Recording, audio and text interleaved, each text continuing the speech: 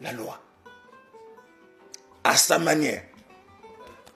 C'est-à-dire apporter même la confusion auprès de ceux qui croyaient connaître les véritables observateurs de la loi, les conservateurs de la loi.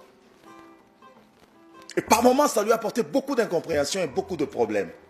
Mais peu importe les problèmes, il était la solution à tous ces problèmes-là. Donc on ne pouvait pas mettre la main sur lui parce qu'il a démontré des choses. C'était interdit qu'au jour de la Pâque, quelqu'un guérisse. Les lépreux étaient guéris sans que le sacrificateur n'ait l'information en retour.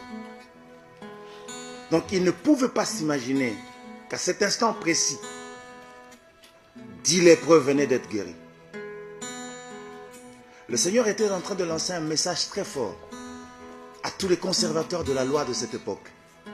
C'était à eux de comprendre. Malheureusement, ils ne pouvaient pas comprendre que les choses devaient déjà changer. Parce que lui, il est venu changer les choses. Il était calme.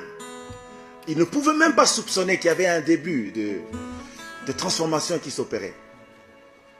Et Christ, qui savait bien jouer, il les a envoyés auprès du sacrificateur parce qu'il devait aussi accomplir la loi.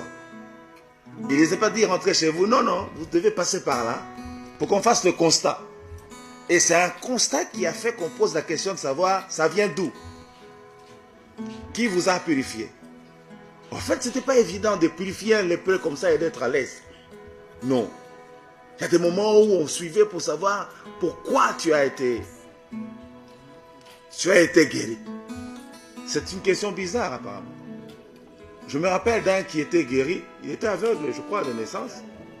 Il était guéri. On commence à lui poser des questions. Pourquoi? Qui t'a guéri? Je ne sais pas. Mais pourquoi? Pourquoi tu es guéri? Mais comment?